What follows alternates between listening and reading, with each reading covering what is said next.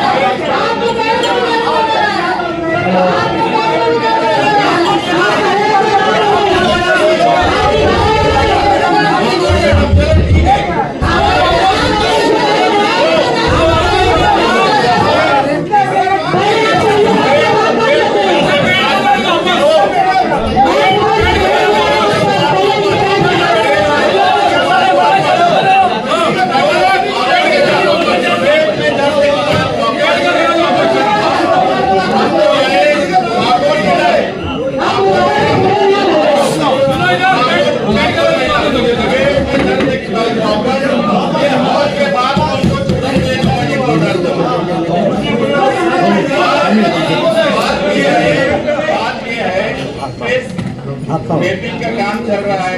SIR का सर्वे शुरू होगा। BLO मुकम्मल काम नहीं कर पा रहे, कई जगह BLO नहीं है। तहसीलदार और प्रांत ऑफिसर मालेगांव मध्य के हैं, तहसीलदार मालेगांव आउटर के हैं। वो बार बार ये बोलते हैं कि आप लोग हमको टीचर्स दो, BLO दो, और इसका मतलब यह है कि उनके पास BLO नहीं है। दूसरी बात यह है कि सेंसस मरदमशुमारी भी शुरू हो चुकी है एक अप्रैल से, और वो कारपोरेशन को करना है कि अधिकारी साहब आपको बताया है ना सेंसस के तो सेंसस का पूरा काम महानगर पालिका करेंगी। वो भी एक सर्वे है। हमारे पास महानगर पालिका के पास भी मेन पावर कम है, इसलिए ऐसे नौजवान मालेगांव कारपोरेशन की हस्ती के जो पढ़े लिखे हो उनको मानधन के बेस पे लगाकर और जिला अधिकारी के पास ये ठहराव भेजकर कि हम आपके इलेक्शन के SIR की प्रक्रिया में हम आपके लिए ऐसी इस तरह से मदद करना चाहते हैं, और आगे हमारी कारपोरेशन में जब सेंसस शुरू हो रहा है वहाँ भी हमको ये लोगों की जरूरत पड़ेगी, तो दोनों काम इनसे लिया जा सकता। कुछ नौजवानों को एक्सपीरियंस हो जाएगा और उनको मानधन पे कुछ खर्च मिल जाएगा। दूसरा ये कि हम ये ठहराव करके जिला अधिकारी को भेजेंगे जो सेंसस का भी जिम्मेदार है, जो SIR करने का भी जिम्मेदार है। इसलिए ये ऐसी मोटी मोटी बात है कि SIR और सेंसस में ऐसे नौजवान जो हमें कम पड़ रहे हैं, और कारपोरेशन में मेन पावर की बहुत कमी है। ये पूरा हॉल भी मेरे ख्याल से जानता है और प्रशासन भी जानता है, इसलिए ऐसे लोगों को लगाना, मगर जिला अधिकारी के पास ठहराव भेजकर उसकी मंजूरी लेना, ये है वो सूचना मुकम्मल। बहुत अच्छा बोलो। माझ्या माध्यमातून कुठल्याही पक्षाला तुम्ही सभागृहात यायला आता तो विषय आपल्याला बाहेरून काही एम्प्लॉय यायला लावायचं, त्याचं महापालिकेने पे करावं लागतं। ते काय पे करायचं त्याच्यावर पण चर्चा करा, आणि पब्लिकमध्ये प्रशासनाने दुसरी गोष्ट याची जनतेमध्ये पब्लिसिटी झालेली नाही। प्रशासन म्हणजे महापालिका प्रशासन असेल किंवा महसूल प्रशासन असेल, जैसे सूचना भी आ गई, विषय भी आ गया, एकदम क्लियर जो है इंटेंशन आ गया कि क्या करना है, कैसे करना है। अब इसमें सिर्फ कितनी चीज बाकी रह गई कि प्रशासन ने अपनी तरफ से क्या क्या इसमें कर सकता गांव के हित के लिए, वो प्रशासन ने बताना कि कानूनी तौर से कैसे कर सकते, बजट का तुम प्रावधान इसमें कैसे करके देंगे। अगर बजट का प्रावधान करने के लिए तुमको महासभा की जरूरत पड़ेगी, अगर कोई अमेंडमेंट तुमको बजट में करना है, अभी तो अधिकार महापौर मैडम के पास है ही और वो बजट रिलीज नहीं हुआ, अगर वो उनके स्तर पर भी कर लिए तो कोई बात नहीं, लेकिन ऐसा लगता है कि कोई स्पेशल प्रोविजन लगेगा तुमको महासभा का बजट के लिए इसमें, तो वो उसके लिए भी हम जो है तैयार है। लेकिन प्रशासन ने कायदेशीर हमारे रेजोल्यूशन की का मान्यता है, कलेक्टर ऑफिस में हमारे रेजोल्यूशन की मान्यता है नहीं है, और कौन से विभाग में हमको भेजना रहेगा ताकि ये विषय विखंडित ना हो।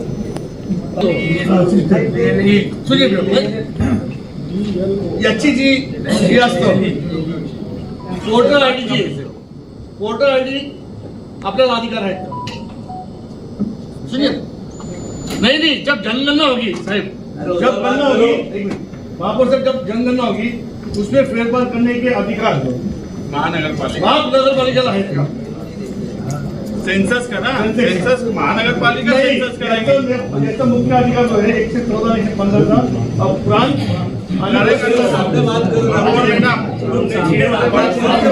डिपार्टमेंट कौन सा डिपार्टमेंट करेगा, तहसील करेगा, कॉर्पोरेशन करेगा, सुनो ना भैया, सेंसस को मेन पावर मैडम हमारे माहिती पहले हो जाए, फिर उसके बाद दूसरा प्रश्न ले लेना।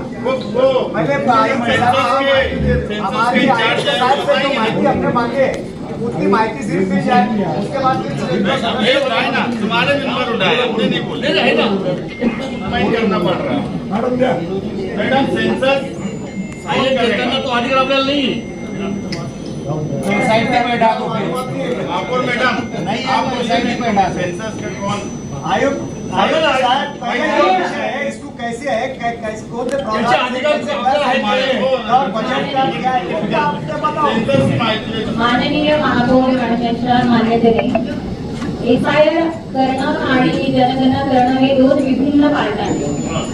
एसआयआर करण्यासाठी सहाय्यक मतदार नोंदणी अधिकारी हे तहसीलदार आहेत आणि त्यांच्या मार्फतच ते जे बीएलओ आहेत त्यांचं पोर्टल ओपन असेल आणि एसआयआरचं घरोघरी जाऊन ते माहिती घेऊन ट्रॅकिंग करतात आणि एसआयआर हे टोटली महसूल डिपार्टमेंट आणि कलेक्टर ऑफिसच्या अंतर्गत असल्याने ही प्रक्रिया त्यांच्याकडून होत आहे। आणि जनगणना हा विषय जनगणना ऑफिस जे सेंट्रल गव्हर्नमेंट आहे त्यांच्या अंतर्गत राज्य सरकार आहे, त्यांच्यामध्ये जिल्ह्याला जेवढे तहसील आहेत किंवा नगरपालिका आहेत त्यांच्यासाठी जनगणना अधिकारी म्हणजे प्रिन्सिपल सेन्सस ऑफिसर हे कलेक्टर आहेत आणि महानगरपालिका क्षेत्रामध्ये जनगणना करण्यासाठी पब्लिक सेन्सस ऑफिसर हे माननीय आयुक्त साहेब आणि त्यांच्या मार्गदर्शनाखाली आणि जनगणना ऑफिसच्या आलेल्या वेळेवर संशोधनानुसार महापालिकेच्या अंतर्गत आपल्याकडे सद्यस्थितीमध्ये HLP म्हणजे हाऊस लिस्टिंग ब्लॉक हे तयार करण्यासाठी सर्व प्रभाग अधिकारी हे 4 अधिकारी आहेत आणि त्यांच्या मार्फत आपल्याकडून सगळी माहिती गोळा केली जाते।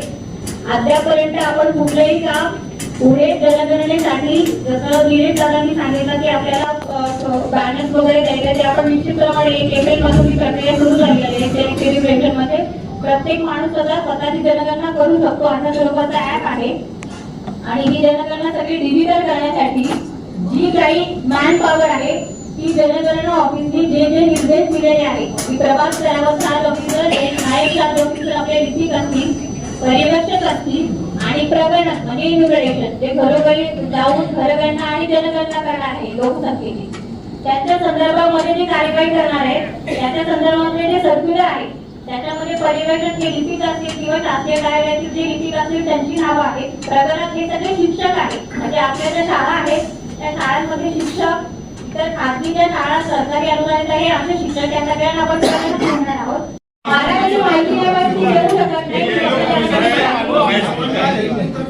ये सेन्सस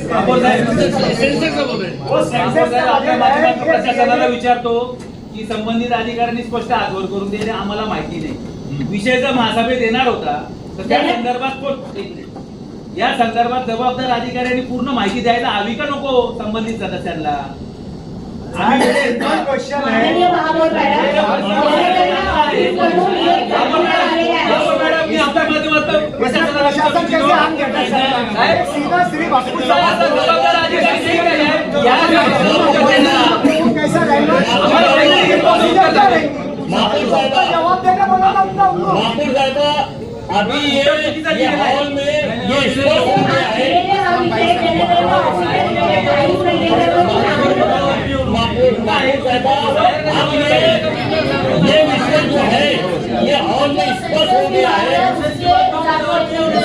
महापौर साहिबा ये विषय जो है ये हॉल में स्पष्ट हो चुका है कि जनगणना जो है वो अपना पार्ट है, SIR जो है वो मैसूर डिपार्टमेंट का पार्ट है। आप मुझे बताओ, मैं मालेगांव के हमारे सभी जो चुन के आए कारपोरेटर उनसे बोलना चाहता हूँ कि आप मुझे बताओ कि जब ये गवर्नमेंट महाराष्ट्र गवर्नमेंट का काम है, यहाँ इसका मतलब महाराष्ट्र गवर्नमेंट से रिलेटेड जो लोग हैं आमदार जैसे होते हैं, चाहे मध्य को या पाई को, मुझे उस पर यानी किसी पे टीका नहीं करने का है, उनका क्या दिख रहा है यहाँ पे? ये फिक्र हम क्यों बता रहे ये महानगर पालिका उसकी मदद करे, ये हम क्यों बता रहे? असलम भाई हम तुम्हारे मित्र के साथ है, सिर्फ ये बताओ कि प्रोसीजर क्या है। डॉक्टर साहब मेरा मतलब ये है, एक अच्छा काम आया है, एक अच्छा काम आया है।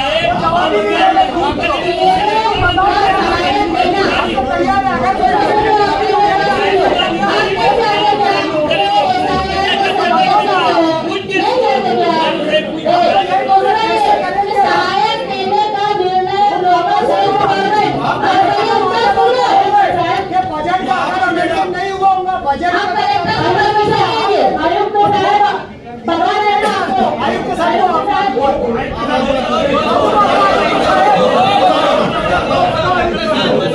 ये तो सबसे बोल आप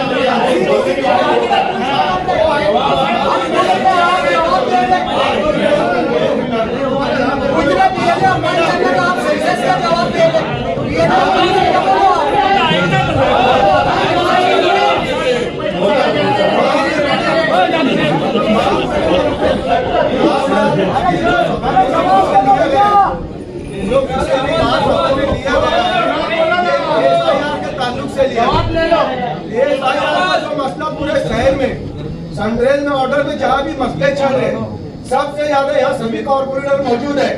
सबसे ज्यादा अगर किसी को कॉल पब्लिक किसी के पास आ रही तो है कॉर्पोरेटर, जबकि हमारा उससे कोई लेना देना नहीं। अभी स्पष्ट तो मैडम ने एकदम क्लियर कर दी कि ये महसूल का मसला है, SIR का बिल देने का। हम उनकी मदद करने के लिए हमने एक प्रस्ताव लाए, उन्होंने एकदम स्पष्ट बोला ये उनका मसला है महसूल का, ये ऊपर के लेवल की बात है। तो यहाँ के जो ऊपर के लेवल के आमदार है, जो ऊपर के लिए उन्होंने ऊपर के लेवल पर बात करना चाहिए और ये सहायता मालेगांव शहर के लिए लाना चाहिए।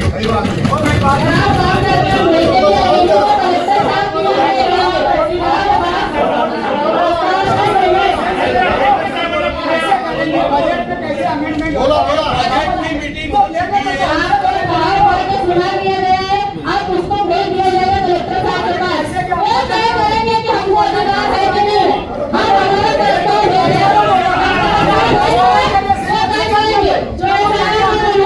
क्या कोई तुम्हारे पास पॉलिसी है? पहले बताने